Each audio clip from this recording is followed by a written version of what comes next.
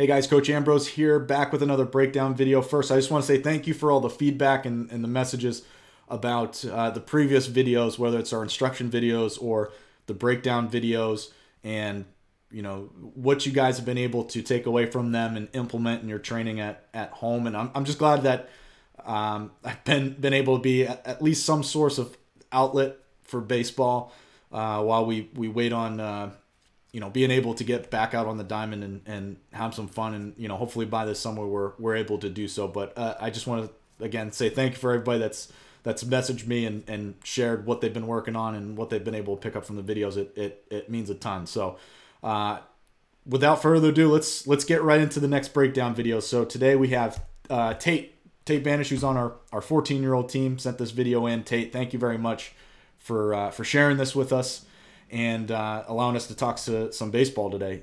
And before we get into it, there's one or two points I want to talk about, and I'm going to try to keep these videos a little bit more condensed.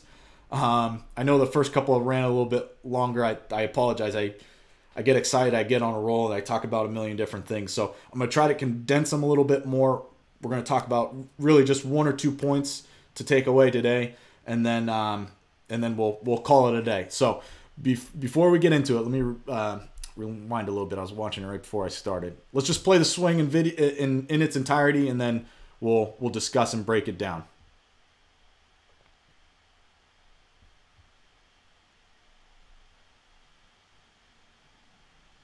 Good shift back.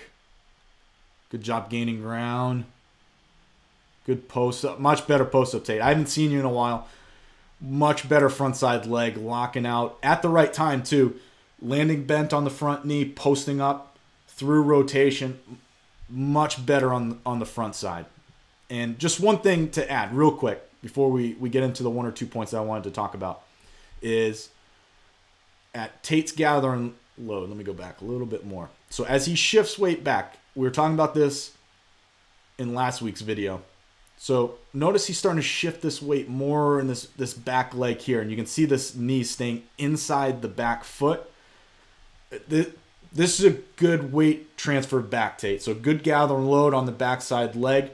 We talked about last week, trying to make sure we don't stack everything over this front foot, and we should feel that weight load back in this leg as opposed to into our foot and into our toes and into our heel here.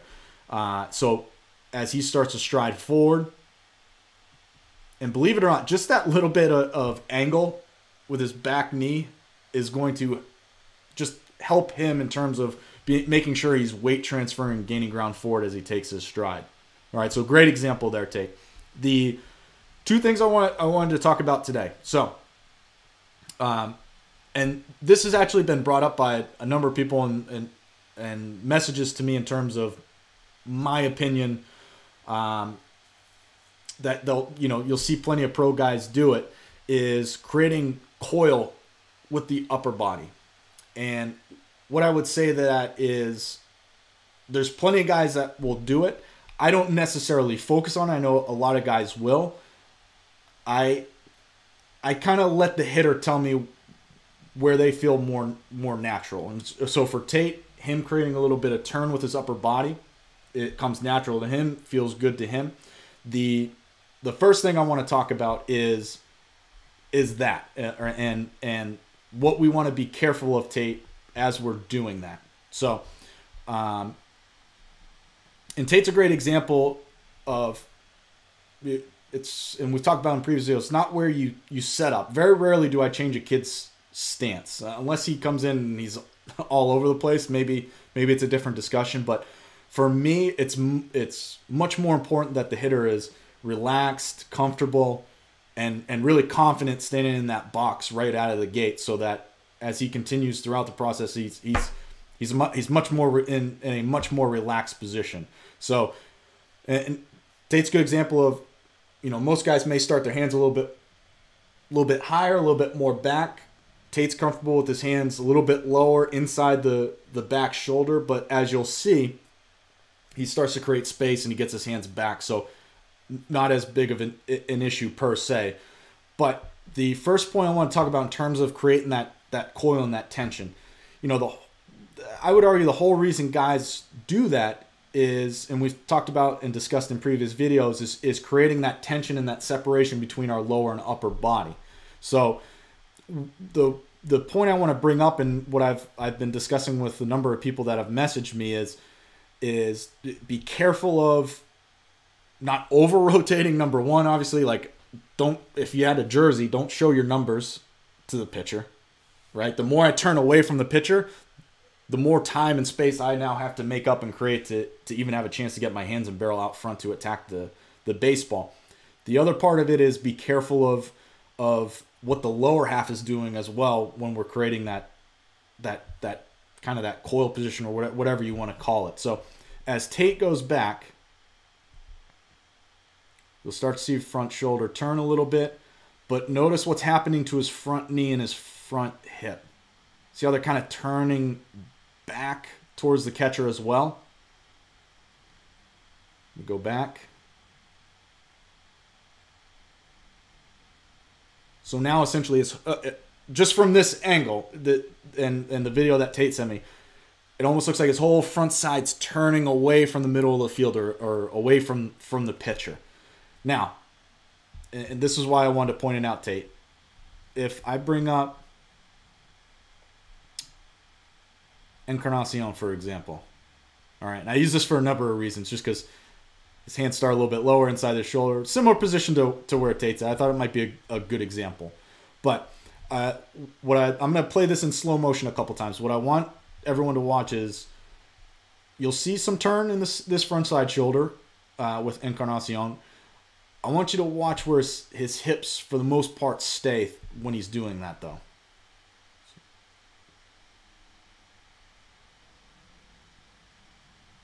All right, let me play it one more time. Maybe watch the front side knee.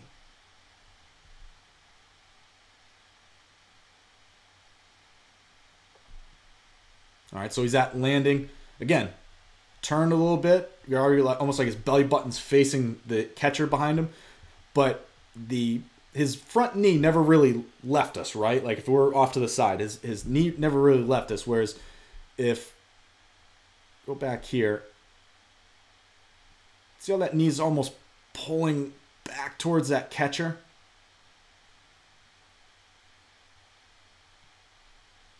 That's kind of the first point I wanted to talk about. And the reason why that's important, let me pull up the big camera and demonstrate.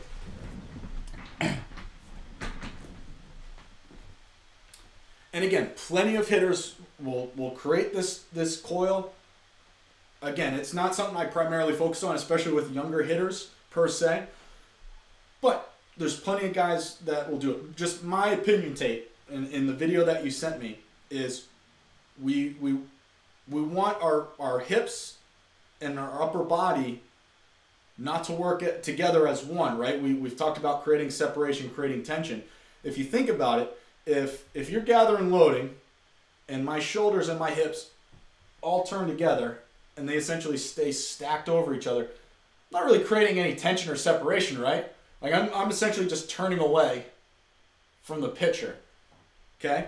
And I'll pull Encarnacion's swing back up in a minute, but if we watch his video again, what you'll see is his hips never really leave, like, our vision or facing the camera, or in your case, if you want to think about your hips staying pointed at the tee, his hips never really leave the same position. They stay relatively square. If I had to take a guess, all right, and like I said, I'll pull it back up here in a second, but if we truly want to create some type of tension and separation, if I create that same turn but I keep my hips square to the tee, now you start to create that little bit of gap and separation between the lower and upper body and our hips and our shoulders, as opposed to if everything just turns back as one. Yeah, I'm turning, I'm coiling the front side as like I said, some guys will teach it, but I'm not creating any tension at that point. Everything's still working as one piece, right? And I want these as two separate parts. I want my lower half working independently compared to my upper body. I don't want everything working as one. So just something to keep in mind, Tate, and this is as simple as doing if you want to do like some stride stop drills or just kind of focus on it while you're hitting off the tee, is as you feel that turn back with the shoulders and as the hands get loaded back, try to feel your hips not turning back towards the catcher as well. Try to keep them, like I said, in line, or keep them pointed relatively, straight on towards the camera that you have facing you here today, or the tee if you want, if you don't have the camera set up. And I would argue you'll start to feel that separation, that tension between that lower and upper body, as opposed to everything turning back as one, if that makes sense. So again, keeping the hips square, I'm going to allow the shoulders to turn back as the hands get back a little bit. And again, now I've created a little bit more separation. So as I start getting into rotation, if I do this, I've already created a little bit of gap here, but now as I continue, as long as I fire my back hip and my lower half first, now I'm really going to start to create some separation and some stretch between my hips and my hands coming through to attack and hit the baseball. So just one thing I want to point out right out of the gate, just making sure we're not turning our whole front side away. And if I, like I said, if I pull back Encarnacion, rewind a little bit. Again, notice his front side stays pretty square, like pretty middle of the field, but he's still getting that little bit of turn with his upper body. So that's just the first point I wanted to talk about. And again, Tate, it's as simple as maybe just working some stride stop drills and just really concentrating on not turning your whole front side away from the pitcher or from the middle of the field. The second point, the main point I wanted to talk about with Tate's swing is, if I go back just a little bit, is his load back with his hands. So you'll see, starts to stretch the front side elbow. He's creating space, which is super important. Like I said, especially where Tate starts his hands, getting hands back and creating space is going to be very important for him as he goes along. The one thing I would say, Tate, is watch how high these hands are climbing. So if you notice, that it's kind of tough to see. That back elbow looks like it's up a lot, and those hands are head height or maybe even just a little bit above. I would argue a little bit higher than we probably want. And it'll lead to part B. And the reason why I say that is, as we continue to swing, if I go along, because these hands are so tall, naturally your brain's going to go, uh-oh, I'm way too far back. I'm way too tall. I need to get these hands back down, especially once the ball's moving, right? And your eyes are reading the pitch, and it's telling your brain where to get the rest of the body to go in order to hit the baseball. Just think about it. Naturally, if my hands are way up here, my eyes are going to tell my brain, ooh, I need to get back down for this baseball. And as I continue to go, if you watch, we're a little bit downhill. This knob and these hands are going to get just start to get ahead. Now you do a really good job of keeping this backside elbow connected. So your hands and your barrel are able to get out front. We're at least we're not pushing the elbow past the back hip like we've talked about in previous videos. So really good job with the back elbow. But like I said, I think the hands just climb so high in this clip that the hands are naturally working down and releasing downhill through the swing. So if I go in slow motion, so we're going to get to contact. And then as the barrel and the top hand releases, notice how they're kind of working down. As opposed to, if I get Encarnacion to the same position, let me fast forward. All right, so we're getting to point of contact here. Now, I want you to pay attention to his top hand and his barrel and tell me which way his barrel's working, whether it's working uphill or downhill. I would argue you can start to see that top hand and barrel extending and releasing uphill through the baseball. And again, that's all that is and we've talked about in previous videos is if that ball is on a slight downhill plane into the zone, as a hitter, we want to work on that plane with the baseball. So if that's the case, we need to be slightly uphill in that from that standpoint.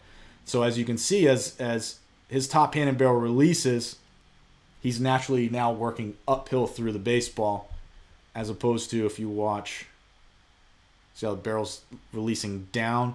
And you can always tell too, the other giveaway usually is watch how quickly our top hand now has to turn over by the time you get your arms extended out front. So we'll go forward. So ball's just leaving our bat, and then very next couple clips, go a little bit more forward here. Whoop, a little bit too far. So if you notice, see how far that I would say we're at full extension, right? Arms are out front, hands are through the baseball. Notice how much this top hand is already turned over at that point. Whereas if I go back here, similar position, or even I go back one clip, I know it's kind of grainy here, but you know, I could argue that Encarnacion is still palm up here. He hasn't turned that top hand over like we are here. Now, and the reason why I want to point this out, Tate, because this is very common, just in terms of working downhill and what that causes us to do throughout the process. So not only does it make our lives tougher in terms of getting on playing with the baseball, and thus our timing becomes more of an issue once this ball's moving, but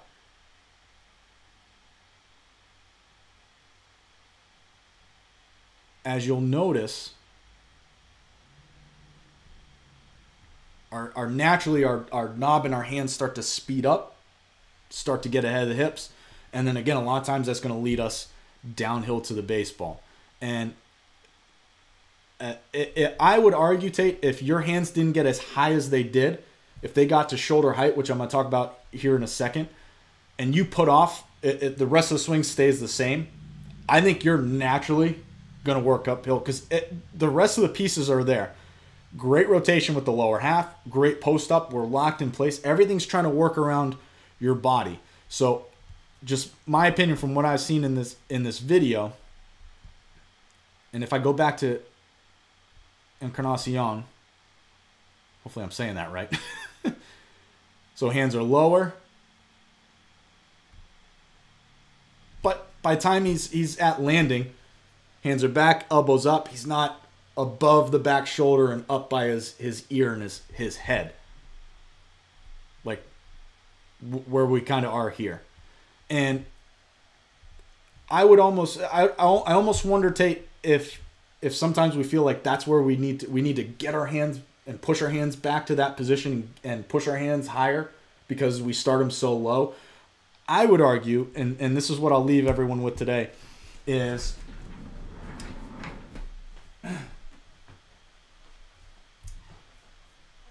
and I want you to try this and keep me posted. Send me a message. Let me know how it goes. I would argue if you just started your hands here, and similar to what we talked about last week in terms of feeling ourselves walk away from the hands and allowing that to create separation and space back and getting our hands back to a loaded position, I would almost argue your hands are going to get to a similar position as what we saw from Encarnacion in that video. I honestly believe it's as simple as just relaxing the hands, and then as you walk away, I think they're naturally going to get to a good height and a good elevation, right? It would be really, like, if they didn't actually get to that position, like if you kept your hands here and then they stayed that low, as you started to stretch, and we'd see that front elbow start stretching, these hands were still down here, I guarantee, like, you're a smart enough hitter, you'd be like, this is not a good hitting position. Like, this feels awkward, this feels weird. All right, so I honestly believe that if you just, like I said, if you just kind of let them naturally elevate as you let those hands stretch back, I think you'll get to a good hitting position. So if it feels like, and again, I could be wrong, but I'm just going by what I see in the video, where the hands start here, it almost looks like you're trying to climb the hands back up to make sure that they're getting to a good height. And I just don't, if you're doing that, I don't think you need to do that. I just think if you just naturally let those hands stretch and get a good separation, like we talked about in previous weeks, and we're walking away from the hands, I think they'll naturally get to a good hitting slot and a good hitting position. I don't think they'll climb as high. And it's as similar as, it's similar to what I was talking about with the first part in terms of creating that tension and coil between the lower and upper body. Just work some dry runs, right? Like, get in the mirror. Don't even have a bat if you don't want to break anything. I would suggest that so your mom and dad don't kill you. All right? But, you know, interlock the fingers. Start them in the same position like you're holding a bat. Look at yourself in the mirror. I'm going to pretend I have a mirror right in front of me here. Get the hands in position, and then just feel yourself walk away from those hands and see if they start to climb up to a good position and a good height where we're more, you know, shoulder height off the backside shoulder, elbows not as high. You know, sometimes I talk about pretend like there's a plate. Like if you had a dinner plate here with food on it, you tilt it up any higher, it's going to fall on the floor. Any lower, also going to fall on the floor. Think about flattening it out more. And just see where you get to, and see if your hands start naturally getting to a much better position load-wise, as opposed to feeling like you got to get these hands back up to a better hitting position. So those are my 2 key takeaways from the swing. Other than that, Tate, like I said, I honestly think, get back to it. I honestly think if we can get these hands a little more relaxed and not allow them to climb up as high, and you put off the same swing here, I think you're going to start to see your hands and barrel flatten out a lot easier. You're going to find yourself getting on plane with the baseball a lot easier. And then as you continue to extend through the baseball, we're going to see that top hand stay palm up a lot longer, as opposed to turning over through contact, right? And again, stay palm up, let the barrel release through the baseball. Make sure that top hand's not turning over through contact, turning the barrel over on you. Like I said, there's a lot of good pieces here. I think if we fix where our hands are getting back to at the stride, making sure they don't climb up as high, and we put off the rest of the swing that we have here in this video, we'll be in great shape, man. Like I said, your lower half looks a lot better from last time I saw you. So whatever work you've been doing on your own at home during this time, keep it up. Don't change anything. Just make sure, keep in mind, make sure you're not turning too far away from the pitcher with your entire front side. Let the front shoulder turn a little bit as the hands get loaded back, but let's try not to turn the entire body back towards the catcher. Let's try to keep that front side hit more middle of the field and more on that pitcher. So, again, thank you for sharing the video, Tate. Appreciate you allowing us to talk about your swing. A lot of good pieces there. And fill me in. Keep me posted. Let me know what you think. If you work on it and you want to send me another video, and maybe we can do an update at some point, that'd be great. But keep me posted. Let me know. But keep working hard. Like I said, a lot of good pieces here. So hope everybody has a great day. Thank you very much for watching. I'll see you guys next time.